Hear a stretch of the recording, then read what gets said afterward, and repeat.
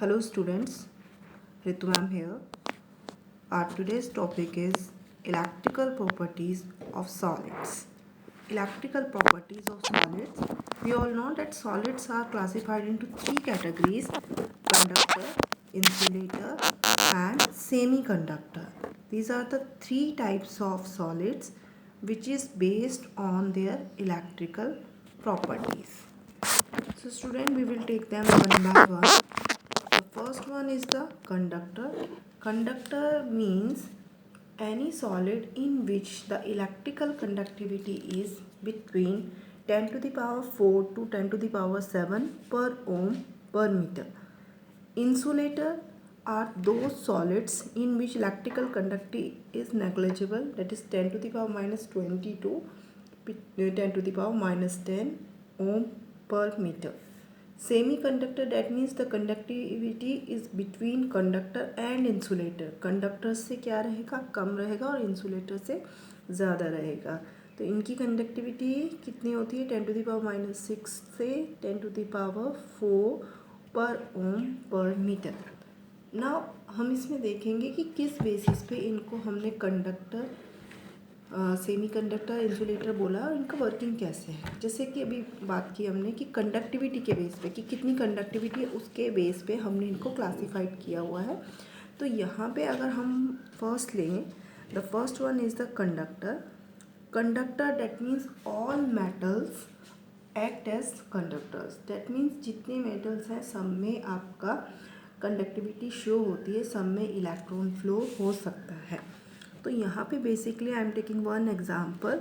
If I have sodium, तो sodium आपका क्या होता है, सोडियम का आपका atomic number is 11. That is अगर हम इलेक्ट्रॉनिक कॉन्फ़िगरेशन लिखें तो 281, या फिर अगर हम इसको इस तरह से लिखें एस और पी के रेस्पेक्ट में तो 1s2 2s2 2p6 3s1.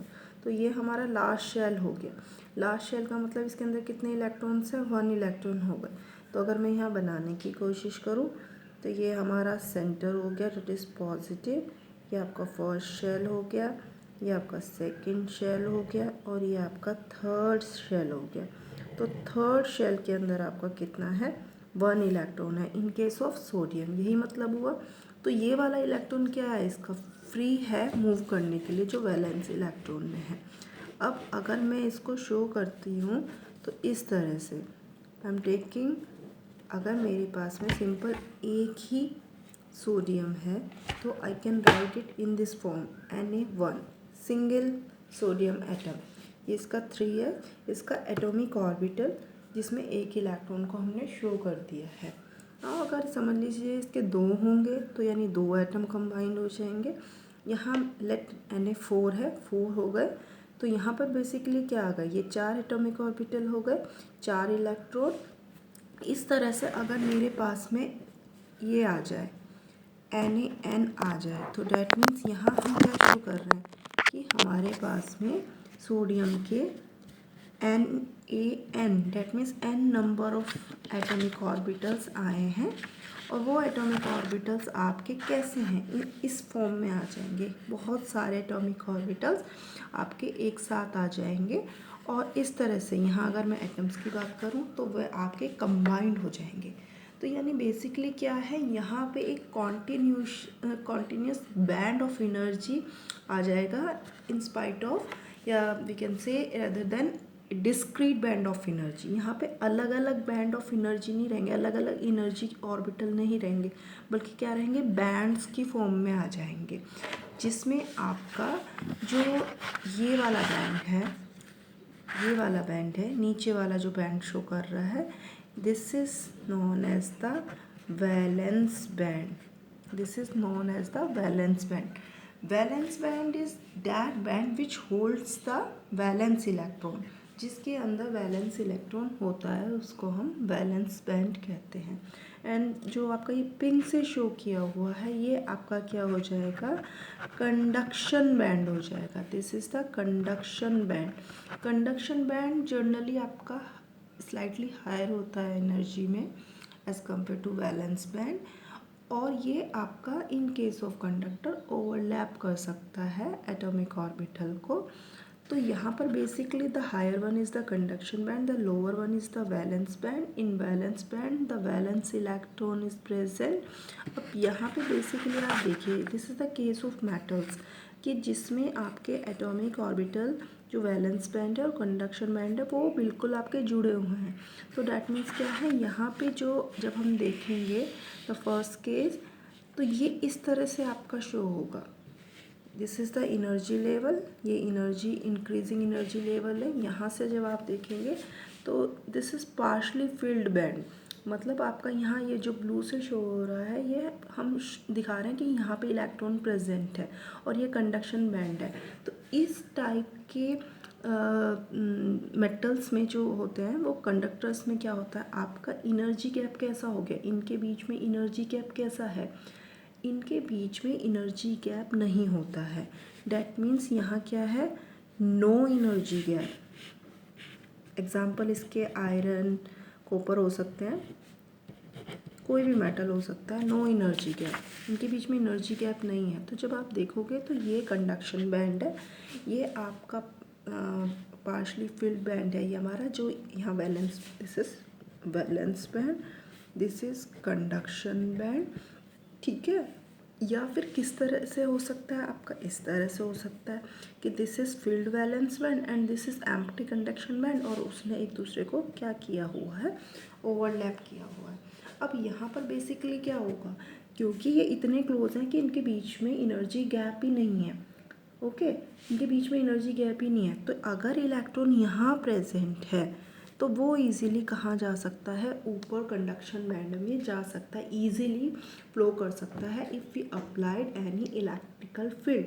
That's why the conductivity is very high. Conductivity से मतलब क्या है, simply it is the flow of electron. तो अगर वैलेंस बैंड और कंडक्शन बैंड के बीच में एनर्जी गैप ही नहीं है तो the moment of flow of electron क्या हो जाएगा, the moment of electron become very easy. Easily एक जगह से दूसरी जगह जा सकता है. यहाँ ओवरलैपिंग का भी मतलब वही है कि यहाँ पे आपका इससे इसमें जाने के लिए आपको कोई प्रॉब्लम नहीं हो रही, यहाँ से यहाँ ईजीली जा रहा है, मर्ज करा हुआ दिखाई दे रहा है वो. तो ये तो कंडीशन है सिंपली कि या तो आपका बिल्कुल क्लोज होगा या फिर मर्ज करे हुए होगा वो. ठीक है. तो जिस तरह से आपको ध्यान होगा हम मॉलिक्यूलर ऑर्बिटल डायग्राम बनाते हैं, ये वही चीज़ है, बट यहाँ हमने n लेवल तक लेके आए हैं उसको. अगर उसके n एटम्स कंबाइंड होंगे तो किस तरह से होगा, तो वो बैंड की फॉर्म में आ जाएगा. Atomic orbital, simple atomic orbital ना रह के बैंड बन जाएंगे जो इस तरह से शो करे हुए हैं. अब ये तो केस था आपका बेसिकली कंडक्टर्स का या मेटल्स का. ठीक है. अब यहाँ से अगर आप केस लें इंसुलेटर का, दिस इज़ इंसुलेटर, हमने इंसुलेटर का केस ले लिया. अगर हम ले रहे हैं इंसुलेटर, तो इंसुलेटर में क्या होगा, इंसुलेटर में बेसिकली क्या है, जो एनर्जी गैप है इन दोनों बैंड्स का वो आपका काफ़ी ज़्यादा होता है. जो एनर्जी गैप है आपका बेसिकली क्या होता है, बहुत ज़्यादा होता है. ये जो एनर्जी गैप है this is very high, large energy gap. अब ये लार्ज एनर्जी गैप है between this field valence band and this is the empty conduction band. Okay, इन दोनों के बीच का जो एनर्जी गैप है वो बहुत हाई है. तो यहाँ से इलेक्ट्रॉन का यहाँ जंप करना बहुत ही क्या हो जाता है, इम्पॉसिबल हो जाता है because of the high gap. तो यहाँ से यहाँ बेसिकली इलेक्ट्रॉन मूव नहीं कर सकते, जंप नहीं कर सकते. तो यानी जब फ्लो ऑफ इलेक्ट्रॉन नहीं होगा तो ऑब्वियसली इनका बिहेव कैसे हो जाएगा, कोई इलेक्ट्रिकल करंट की फ्लो नहीं करेगी. डैट मीन्स ये आपके इंसुलेटर हो जाते हैं. अब यहाँ पे नेक्स्ट जो है हमारे पास क्या है, सेमी कंडक्टर. सेमी कंडक्टर में बेसिकली आपका क्या है, जो ये एनर्जी गैप है इनके बीच का वो आपका, यानी किसके बीच की बात कर रही हूँ मैं, between field valence band and ये आपका एम्प्टी कंडक्शन बैंड. जो तो ये एनर्जी गैप है आपका, ये कैसा है,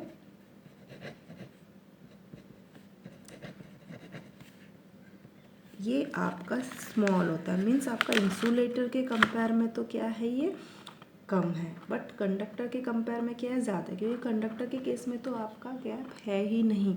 तो बेसिकली ये आपका जो गैप है ये क्योंकि इंसुलेटर के कंपेयर में आपका कम है, तो यहाँ कुछ इलेक्ट्रॉन यहाँ जंप कर सकते, बट उतना इजीली नहीं करेंगे जितना इजीली आपका मेटल्स में कर रहे थे या कंडक्टर्स में कर रहे थे। तभी इनकी जो कंडक्टिविटी होगी वो क्या होगी, बिटवीन इंसुलेटर एंड जो कंडक्टर्स हैं उनके बीच की होती है। आप एक बार ये डायग्राम देख लीजिए।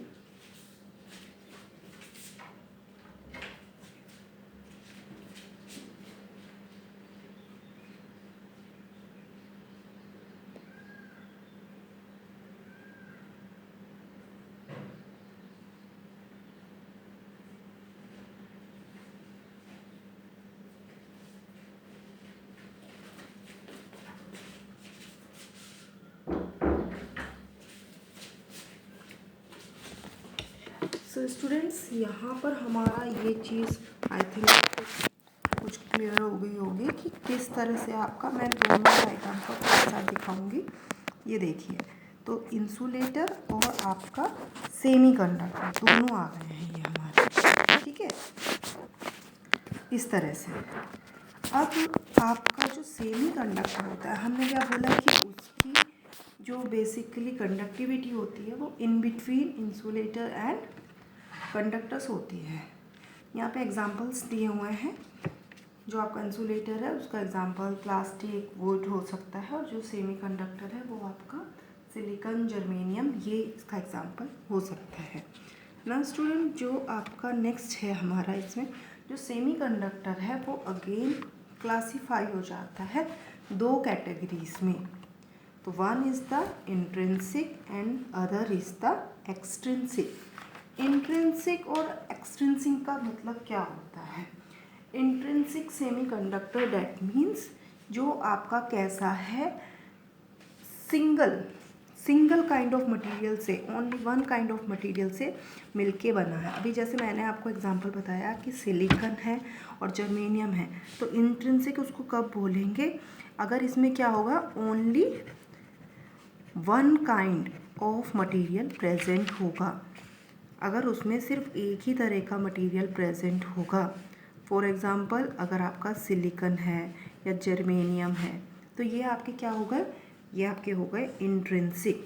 अब एक्सट्रिंसिक क्या होगा? एक्सट्रिंसिक का मतलब होता है कि जिसके अंदर कुछ सब्सटेंस आपने ऐड कर दिया टू इम्प्रूव द कंडक्टिविटी। मतलब हम क्या बोल रहे थे कि इनकी कंडक्टिविटी इंसुलेटर से तो ज़्यादा होती है बट कंडक्टर से तो कम होती है।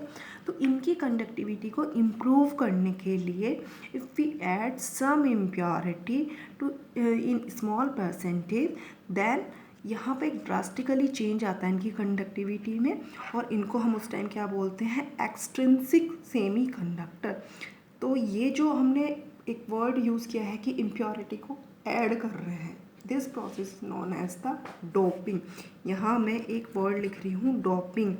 तो डोपिंग क्या है? Basically doping is a process of addition of electron rich और electron deficient property in intrinsic semiconductor. तो हम जो इम्प्योरिटी ऐड कर रहे हैं वो बेसिकली कैसी होंगी, या तो इलेक्ट्रॉन रिच होंगी या इलेक्ट्रॉन डेफिशिएंट होंगी। इनको अभी हम डिटेल में लेंगे। तो ये जो हम एक्सट्रिंसिक की बात कर रहे हैं ये बेसिकली हो गए semiconductors to which other substance have been added to small percentage to improve their conductivity। यहाँ पे आपका मतलब डोपिंग से है कि अगर हम डोपिंग कर दें किसके अंदर, इंट्रिंसिक के अंदर अगर हमने डोपिंग कर दी किसकी, इलेक्ट्रॉन रिच या फिर इलेक्ट्रॉन डेफिशिएंट इम्प्योरिटी की, तो ये आपका क्या बन जाता है, एक्सट्रिंसिक बन जाता है। अब यहाँ पर मैं इसी चीज़ को डिटेल में ले लूँगी। इससे पहले मैं इसको डिटेल में लूँ, मैं एक चीज़ बता दूँ आपको। जब भी आपका एब्सोल्यूट ज़ीरो टेम्परेचर होता है तो जो सेमी कंडक्टर होते हैं वो almost act as a perfect insulator. कब? एब्सोल्यूट ज़ीरो पे। But in at room temperature generally क्या होता है कि उनको जो थर्मल एनर्जी होती है वो इतनी मिल जाती है रूम टेम्परेचर पे, वो इनफ होती है कि सो डैट उनके कुछ इलेक्ट्रॉन्स आपके वैलेंस बैंड से कंडक्शन बैंड में जंप कर सके। तो अगर आपका एब्सोल्यूट ज़ीरो होता है तो उस टाइम उनको वो थर्मल एनर्जी नहीं मिलती, तो इसीलिए वो इंसुलेटर की तरह बिहेव करने लग जाते हैं कि इलेक्ट्रॉन आपके लोअर लेवल से हायर लेवल में जंप नहीं करते। बट रूम टेम्परेचर पे they act as semiconductor, that means उनके इलेक्ट्रॉन थर्मल एनर्जी के थ्रू जंप कर सकते हैं। एक चीज़ और, ये जो आपका लार्ज गैप था हमारा यहाँ पे इंसुलेटर्स में, इसको हम फॉरबिडन जोन बोलते हैं। कई बार 1 मार्क में आ जाता है व्हाट इज़ फॉरबिडन जोन। तो so it is a large energy gap between the आपका conduction band and the valence band, ठीक है। तो यहाँ पे अभी मैंने एक चीज़ बताई आपको कि what are semiconductors, their types. Semiconductors के 2 टाइप्स बताए मैंने आपको कि कौन कौन से हो सकते हैं आपके। अब यहाँ पे ये बेसिकली आपका है कि कैसे होते हैं। सो हम देखेंगे इनको। We have 2 type of semiconductors. Extrinsic semiconductors की बात कर रहे हैं, 2 टाइप के हो सकते हैं हमारे पास, N type semiconductor and P type semiconductor. तो नाम पे ध्यान दीजिए। एन टाइप का मतलब क्या है? एन स्टैंड्स फॉर निगेटिव, यानी ऐसे सेमी कंडक्टर जो निगेटिव हैं, और P means positive, positive type semiconductor. तो फर्स्ट हम ले रहे हैं एन टाइप सेमी कंडक्टर। देखिए N type semiconductor, I am taking the example of germanium. आप जर्मेनियम ले लीजिए, सिलिकॉन ले लीजिए, कोई भी ले लीजिए। जर्मेनियम या सिलिकॉन जो है they have 4 electrons in their outermost shell.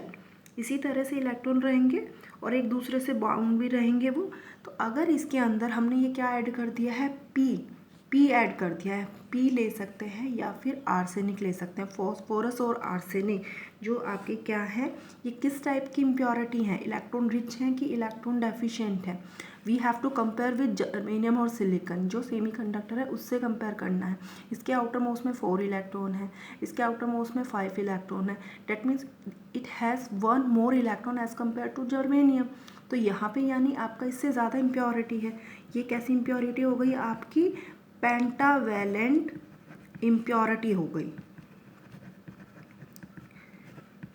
और किस तरह की है ये? जैसे कि मैंने अभी आपको बताया, इलेक्ट्रॉन रिच इम्प्योरिटी है। This is electron rich impurity है, यानी ये कैसे एक्ट करेगा? आपका डोनर की तरह एक्ट करेगा। तो अब इसके पास बेसिकली क्या है, 1 इलेक्ट्रॉन एक्स्ट्रा है। तो जो ये 5th एक्स्ट्रा इलेक्ट्रॉन है, ये आपका डीलोकेलाइजेशन शो करता है, इसी का ही मूवमेंट रहेगा ज़्यादा। ये जो डीलोकेलाइज्ड इलेक्ट्रॉन है आपका, basically this is responsible for the increase in the conductivity of germanium और सिलिकॉन। तो जब जर्मेनियम या सिलिकॉन जो होते हैं वो डॉप्ट कर दिए जाते हैं, जिनके अंदर इलेक्ट्रॉन रिच इम्प्योरिटी डाल दी जाती है, तो बेसिकली इनको हम क्या बोलते हैं, एन टाइप सेमी कंडक्टर। क्योंकि इलेक्ट्रॉन, नंबर ऑफ इलेक्ट्रॉन बढ़ गए हैं, जिसकी वजह से कंडक्टिविटी इंक्रीज हो रही है, इस वजह से निगेटिव, एन फॉर निगेटिव, तो निगेटिव इसलिए बोला इसको एन टाइप सेमी कंडक्टर। ना जो सेकेंड केस है हमारा पी टाइप। पी टाइप में क्या है, देखिए ये अगेन हमने जर्मेनियम का केस ले लिया है। अगर यहाँ पे आपने कौन सी इम्प्योरिटी डाल दी है, हमारे पास आउटर मोस्ट में यहाँ 4 इलेक्ट्रॉन्स है, 1 इलेक्ट्रॉन लेस की डाल दी है, यानी ये तो आपका कौन सा है, टेट्रावेलेंट है। हमने कौन सी डाल दी इसके अंदर, ये हमने डाल दी ट्राईवेलेंट इम्प्योरिटी। ट्राईवेलेंट इम्प्योरिटी डाल दी, लाइक हम बोरोन डाल सकते हैं, या फिर एल्यूमिनियम डाल सकते हैं, या फिर गैलियम डाल सकते हैं। तो इन जनरल तो हम ये मानते हैं कि जब इलेक्ट्रॉन प्रेजेंट होता है तभी वो आपका गुड कंडक्टर ऑफ इलेक्ट्रिसिटी होता है।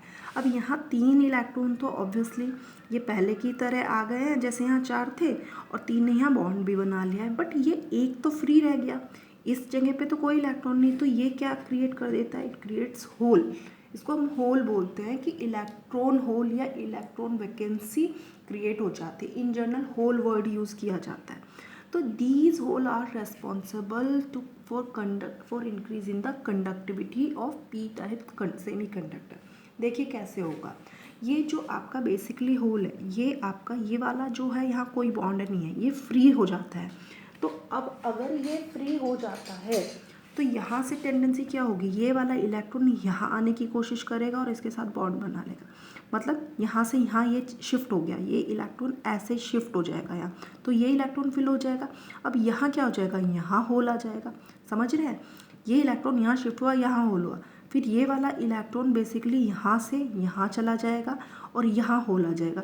तो बेसिकली यहाँ पे क्या हो गया, इलेक्ट्रॉन का मूवमेंट हो गया। इसी तरह से आगे फर्दर नेक्स्ट लाइन से, ठीक है। तो यहाँ बेसिकली क्या हो जाता है कि इस होल की वजह से इलेक्ट्रॉन का मूवमेंट शुरू हो जाता है। तो जनरली क्योंकि इलेक्ट्रॉन मूव कर रहे हैं तो इनको हम कैसे मानते हैं कि ये जो होल्स हैं ये पॉजिटिवली चार्ज्ड है और इनकी वजह से इलेक्ट्रॉन का मूवमेंट हो रहा है, तो कंडक्टिविटी इंक्रीज हो जाती है। तो basically these holes are responsible for the increase in the semi conductor. तो इस होल की वजह से इसको बोलते हैं पी टाइप सेमी कंडक्टर या पॉजिटिव सेमी कंडक्टर।